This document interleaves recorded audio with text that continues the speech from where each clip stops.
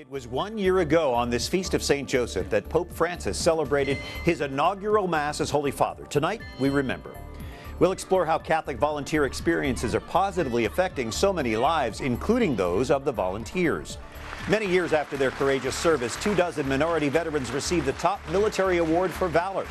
And we profile the personal devotion of 3 popes to St. Joseph on his feast day. Those stories and much more just ahead on EWTN News Nightly for Wednesday, March 19th, 2014.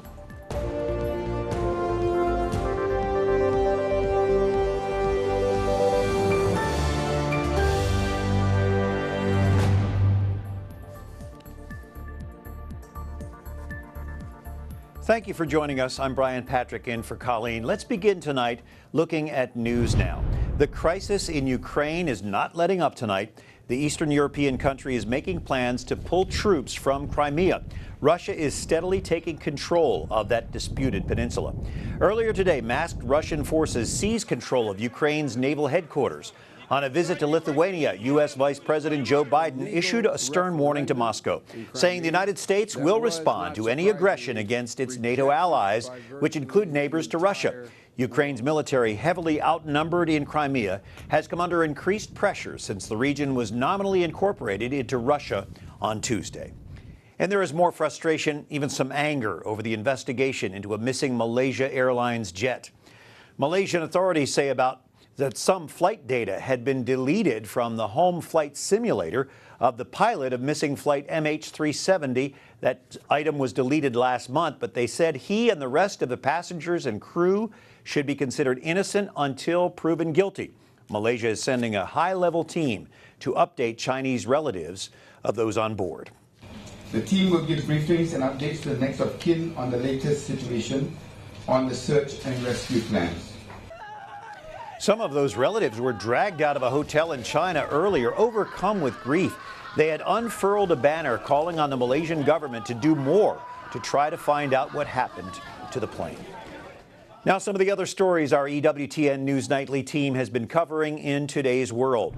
It was 1 year ago today, on this Feast of St. Joseph, Pope Francis was installed with a Mass in St. Peter's Square. In his homily that day, the Pope focused on St. Joseph, calling him a protector and urging all men and women to be protectors of creation. Today, in his weekly public audience, Pope Francis again spoke of St. Joseph as a model for teachers. He urged fathers to be close, very, very close to their children.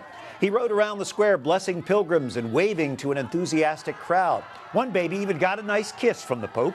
A little later, Wyatt Spencer reports on St. Joseph as a common denominator between Pope Francis and Blessed Popes John Paul II and John the 23rd. Stay tuned for our continuing Saints for Today series. In the shanty towns of the Pope's native Buenos Aires, parishioners of Santa Maria Church are celebrating this anniversary and singing his praises. Prior to being elected Pope as Archbishop of Buenos Aires, Jorge Mario Bergoglio assigned many priests to parishes in the crowded shanty towns that sprung up around the capital. It was there that Francis built his reputation as a cherished figure among the poor. We now know the identities of the 2 people who died in the helicopter crash in Seattle. A pilot and former news photographer were killed as the KOMO news chopper crashed in flames outside that station in Seattle. Nearby KOMO reporters were then put into the position of having to cover the tragic deaths of their colleagues. Well, Catholic bishops and evangelicals are teaming up to urge Congress to pass immigration reform. 4 bishops and the head of the National Catholic Association of Evangelicals met privately with House Republicans, including Representative Paul Ryan. They urged House leaders to support a pathway to citizenship for the 11 million illegal immigrants in this country. Seattle Auxiliary Bishop Eusebio Elizondo is the head of the U.S. Bishops' Committee on Migration. Regardless of their legal status or not, they are coming to our churches and to our communities, and so we have to serve them with charity and love and the presence of the sacraments. The bishop says he's optimistic the House may revisit the issue by summer, but for now immigration reform has stalled. The Senate passed a bill last June, but that's the latest action taken by Congress on that issue. Former Catholic volunteers who've given a year or more to service are much less likely to get divorced, and they're more likely to go to church than their peers are. Jason Calvi is at Georgetown University tonight with more on this first-of-a-kind study. Jason? Brian, the Catholic Volunteer Network commissioned a study of its former volunteers. It was undertaken here at Georgetown University at the Center for Applied Research in the Apostolate. They surveyed 5,000 former volunteers, and what they find could inspire others to go into full-time service. Izzy Hernandez Cruz has worked at this school since the fall. His salary? Nothing. He's a member of the Capuchin Franciscan Volunteer Corps. I wanted to grow spiritually and help people, and to do that, to give a year of my life to do that. All he gets is $100 a month, room and board, insurance, and a few other basic benefits. Izzy's one of 20,000 people right now serving in Catholic Volunteer Network affiliated programs. You're kind of putting things on hold by not going out and getting a quote-unquote real job or going on to grad school to get advanced education. But it was very encouraging to see in the results of the CARES study that the income level of our volunteers is higher than that of the general U.S. population. It's just one of the stats in the study of how Catholic volunteer experiences impact the lives of alumni. Alum like Gary Lee, he, his wife Patty, and his 2 kids left home to live and serve in a Venezuelan slum. 40,000 people living in tin and cardboard shacks on terraces that were carved into the mountain with no running water. They spent 10 years in Venezuela as Mary No Lay missioners, one of the 226 member programs of the Catholic Volunteer Network. It really steered me very firmly in the direction of ministry for the church. And he's not alone. 67% of responding alumni said their volunteer experience was very or somewhat important in their career choice. But the survey also shows a percentage of alumni falling away from their Catholic faith. A little over 80% of alumni were raised Catholic, but 67% say they're Catholic today. I think it shows that we still have a lot of work to do. For Izzy, there's an important number to add. On a scale of 1 to 10, I'd give it a 10.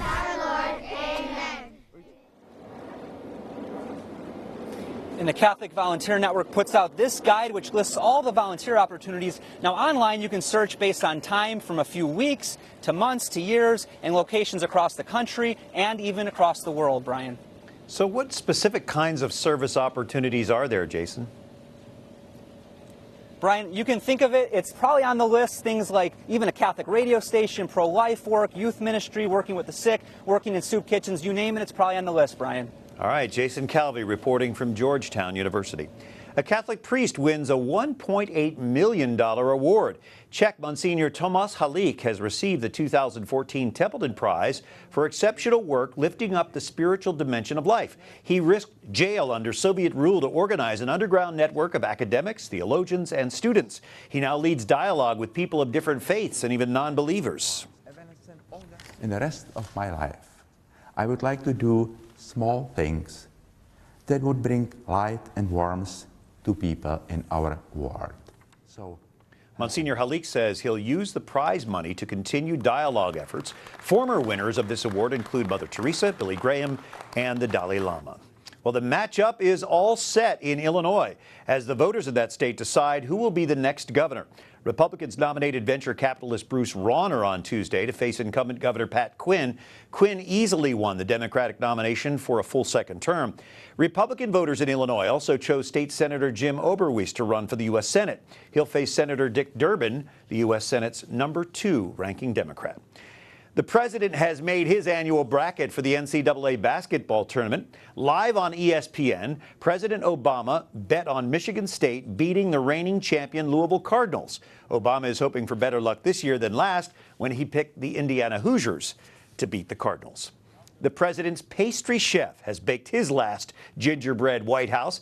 After 7 years at the real White House, Bill Yosis says he will leave in June. He specialized in fruit pies, and President Obama actually called him the crust maker. But his masterpiece was a 300-pound gingerbread White House crafted for the holidays. The task of choosing his successor now falls to First Lady Michelle Obama. Also in the White House this week, the president, as commander-in-chief, awarded the Medal of Honor to 24 veterans of ethnic or minority descent. The Hispanic, Jewish, and African-American servicemen were eligible to receive the honor years ago, but were passed over because of their race. Now the White House says it's time to set the record straight. Only 3 of those 24 honored for their valor lived to see this day. With heavy enemy fire directed at him, he moved in full view of the hostile gunners as he proceeded to crawl from one wounded man to another, gathering ammunition. In an emotional ceremony, the president gave the medal to family members on behalf of their deceased veterans.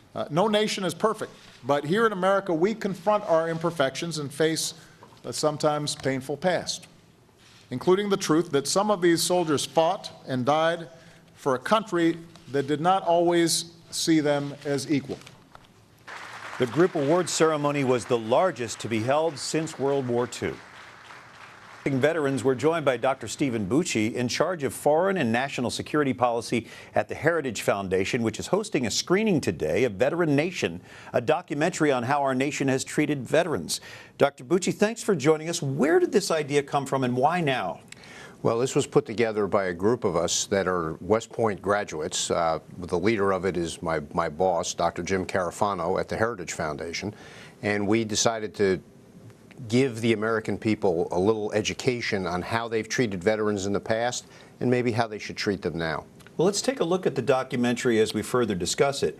There is better treatment now of veterans than there was maybe 50 years ago, but these are still men and women who are in conflict. They're in a life-threatening situation. So regardless of how veterans are treated, they need to be treated very specially, don't they? Well, there are many that are troubled. The war is very traumatizing to anyone, even in the best of circumstances. A lot of these young men and women have gone through a heck of a lot for our country. They need assistance in some cases, but mostly they just need to be recognized and someone to give them a hand up, not a hand out. Now, as we look at images from the Vietnam era, that particular group of veterans really had it pretty rough, didn't they? I was a young officer right at the end of the Vietnam War, and I have to tell you, the young men who came back from that war were treated very shabbily. And we've matured a great deal now in America. Even people who violently disagreed with the policies of our government didn't take it out on the young men and women who were sent to execute it, and that's a big step forward. So there must be that separation between whether you agree or disagree with policy as to how we honor and respect the people who execute it for the nation. Absolutely. That's a mature attitude towards these young men and women who, in our system now, are all 100% volunteers. They want to serve the nation, and they expect the leaders to give them good assignments and good things to do. But in a democracy, not everybody agrees with that. But that doesn't mean you take it out on the troops. So in addition to thanking veterans for their service, what else can we do? Businesses should look at veterans as an asset, trying to find young men and women who've done tremendous things, had tremendous responsibility, and responded to it very well are the kind of people businesses should be looking to hire, not worried about. These are not people who are going to explode. They're not people that are going to cause problems.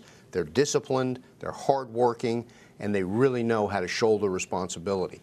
Be a great asset for any American business. And certainly they've had tremendous training in the military. I just want to thank all of those who have served our nation as veterans. And Dr. Stephen Bucci, I want to thank you for joining us from the Heritage Foundation. Thank you for having me.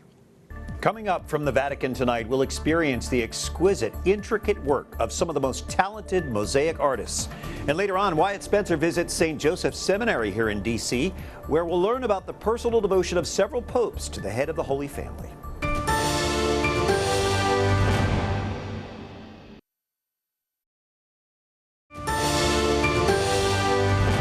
It's really good to have you with us. I'm Brian Patrick, and tonight EWTN News Nightly Rome correspondent Alan Holdren takes us inside the Vatican, where artists are busy working in a medium that dates back to ancient times, creating works of art for the Church and the people all over the world. Few know that within the Vatican there's a laboratory for artists in service to the Pope. Beside St. Peter's Basilica is this workshop, a mosaic studio. Using a mix of centuries-old techniques and modern technology, they create and restore unique works of art. First of all, we make mosaics for the Holy Father, because in official occasions, official travels, the Pope bring as official gift our mosaics. We do mosaics for private collectors, and we do mosaic restorations inside the Basilica of St. Peter. The artists of the Mosaic Studio are also the authors of important works in Rome, like the papal portraits of the Basilica of St. Paul's outside the walls, or the mosaic of Our Lady that oversees St. Peter's Square, Mater Ecclesia, from high above. The official portrait of Pope Francis, of course, was very important for us. In this case, we worked in team. There was a mosaicist who created the gilded background, another person who made the body of the Pope, and a third person who made the most difficult part of the work, a portrait. And working in team, it was possible to create the working time. Alan Holdren in Rome for EWTN News Nightly. Great story. Thank you, Alan. He is known as a carpenter, a working man, and the earthly father of Jesus Christ. Today, the church celebrates St. Joseph. In our Saints for Today series, Wyatt Spencer has been taking a closer look at the man known for caring for the Holy Family. Wyatt, Joseph is a name that Catholics hear at every Mass now since last May 1st. Yes, Brian, if you listen carefully at Mass during the Eucharistic prayer, you'll hear the phrase, with blessed Joseph, her spouse. It's right after the priest mentions Mary, but that phrase hasn't always been there. It's been there now since Pope Francis and other popes before him made the push to mention that name Joseph during every Mass. With blessed Joseph, her spouse. It's a part of the Mass many people may not even notice, but the mention of Joseph in all the Eucharistic prayers gives Father John Filippelli a reason to smile. We were so happy. Filippelli is a Josephite, a religious order devoted to St. Joseph, and the first group to serve African-American seminarians in the U.S. For decades, Filippelli wrote about and supported a push to put Joseph into the Mass. When people really respond to Joseph, pay attention to him and his life, the person that he was, the Church benefits from that. During the Second Vatican Council, Pope John XXIII inserted the name Joseph in the first Eucharistic prayer. As 3 new Eucharistic prayers were added, they did not include Joseph's name. John XXIII's personal devotion to Joseph was complemented by Pope John Paul II, who wrote at length about Joseph's role in the life of the Church. But it wasn't until Pope Francis decreed last summer that Joseph was put in every Eucharistic prayer. In the Gospel, St. Joseph appears as a strong and courageous man, a working man, yet in his heart we see great tenderness, which is not the virtue of the weak, but rather a sign of strength of spirit and a capacity for concern. He always had kind of a silent role, and apparently St. Joseph was content with that. Kind of being the central focus being Christ himself. Bishop John Ricard, rector of the Josephite Seminary, says Francis' addition is a step in the right direction and hopes all Christians will take the time to learn more about the life of St. Joseph. Family life is very important, especially when you hear today the many stressors on family life. And St. Joseph, I think, represents someone who out of his way goes and protects Mary and his foster son, Jesus Christ, in so many ways. And there are some Josephites that want to take it a step further. They want to actually have a year of St. Joseph. And Brian, they say one of the reasons is because they feel encouraged by Pope Francis. And they said, you know, we've had a year of faith, a Jubilee year. Why not a year for St. Joseph? St. Paul got his year. That's it's time for a year for Joseph. Great example. Thank you, Wyatt. Well, the Cardinal in charge of St. Peter's Basilica in the Vatican is looking ahead to the canonizations of John Paul II and John XXIII. Cardinal Angelo Comastri tells EWTN News Nightly that both popes continue to have a strong influence on the Church, even in death. He also says the soon-to-be saints still do lots of good for the world from heaven. I believe that John XXIII and John Paul II, they feel even more committed to serve the Church. The Church that they have served, the Church that they have loved, and particularly to follow their successor, Pope Francis, in this so beautiful moment, but also so difficult in the story of man. Still in heaven, they will pass their time to do good for the world. St. Peter's Basilica is the site of the tombs of numerous popes, including John Paul II and John XXIII. The World Over with Raymond Arroyo this week will feature Cardinal Raymond Burke, head of the Vatican's Apostolic Signatura. This is a new exclusive interview. Also, new discoveries by a Jewish scholar about Pope Pius XII's role during World War II. The World Over with Raymond Arroyo airs Thursday, 8 p.m. Eastern, here on EWTN. Up next, why would the President of the United States appear on a quirky online show? He has millions of good reasons. And we'll meet a hospital volunteer who does nothing but cuddles tiny babies. It's a heartwarming story.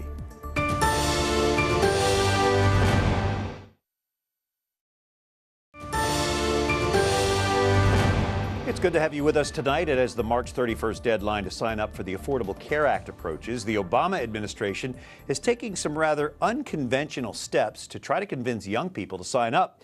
In an unusual appearance on the online show Between Two Ferns, hosted by Zach Galifianakis from the movie The Hangover, the president made this pitch. Okay, let's get this out of the way. What did you come here to plug? Well, first of all, I think it's fair to say that I wouldn't be with you here today if I didn't have something to plug. Have you heard of the Affordable Care Act? Oh yeah, I heard about that. That's the thing that doesn't work. Why would you get the guy that created the Zune to make your website? Healthcare.gov works great now. And millions of Americans have already gotten health insurance plans. And what we want is for people to know that you can get affordable health care. And most young Americans, right now, they're not covered. Drew Belsky, the communications director for Live Action, and Julia Shaw, a writer and commentator here in Washington, D.C., joining us now to discuss this pitch for young Americans.